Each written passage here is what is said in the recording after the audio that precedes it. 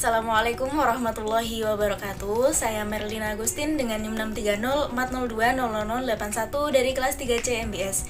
Di sini saya akan membuat video proyek akhir individu mata kuliah Teori Ekonomi Mikro Islam. Kalian pasti pernah pergi ke pasar, bukan? Di pasar terdapat penjual, pembeli, dan barang yang diperjualbelikan atau bisa disebut juga dengan tempat bertemunya permintaan dan penawaran sehingga dapat menetapkan suatu harga. Struktur pasar adalah berbagai hal yang dapat mengaruhi tingkah laku dan kinerja perusahaan, skala produksi, serta jenis produksi. Struktur pasar yang islami adalah pasar yang menciptakan tingkat harga yang adil. Adil dalam hal ini adalah tidak merugikan konsumen maupun produsen yang didasarkan atas prinsip kebebasan dalam melakukan kegiatan ekonomi.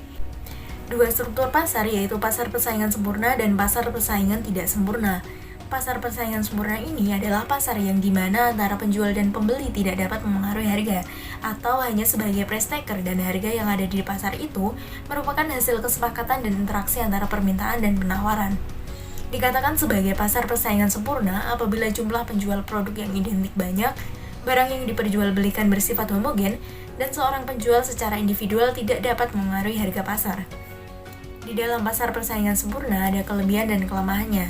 Kelebihan pasar persaingan sempurna yaitu para produsen mempunyai kebebasan untuk memilih masuk atau keluar pasar dengan mudah. Apabila produsen mengalami kerugian, produsen dapat saja keluar dari pasar dan akan kembali lagi apabila produsen merasa akan mendapat keuntungan dari produk yang dijualnya. Sedangkan kelemahannya yaitu karena barang yang dijual bersifat homogen, pembeli akan terbatas dalam menentukan pilihannya. Selain itu, karena sifatnya price taker, produsen juga tidak didorong untuk menciptakan suatu inovasi baru dalam produknya.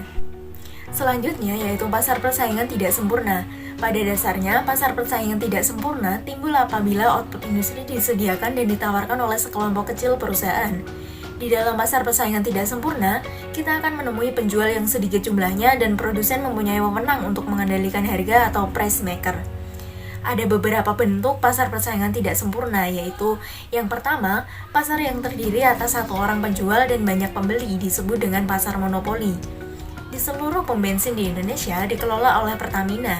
Ternyata Pertamina itu termasuk pasar monopoli loh. Sesuai dengan namanya, hanya terdapat satu perusahaan yang mempunyai seluruh penawarannya. Perusahaan monopoli menghasilkan produk yang tidak diproduksi oleh perusahaan lain. Selain Pertamina, juga masih ada PLN dan lain sebagainya.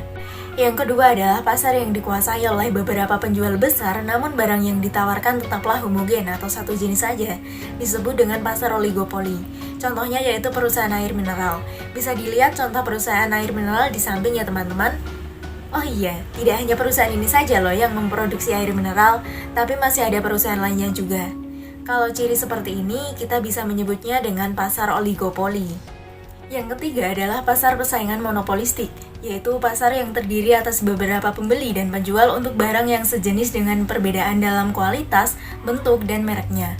Kita bisa lihat berbagai motor di dealer itu. Sejenis kan? Eits, ternyata motor itu tidak hanya satu merek loh. Nah, ini bisa kita sebut dengan pasar monopolistik, di mana beberapa produsen dengan jenis barang yang sama atau serupa, namun karakteristiknya berbeda. Produsen juga memiliki kemampuan untuk memengaruhi harga pasar, namun tidak terlalu besar. Pasar persaingan sempurna menurut Islam adalah struktur pasar yang ideal terjadi, di mana penentuan harga sepenuhnya karena interaksi antara permintaan dan penawaran, bukan dari intervensi pemerintah.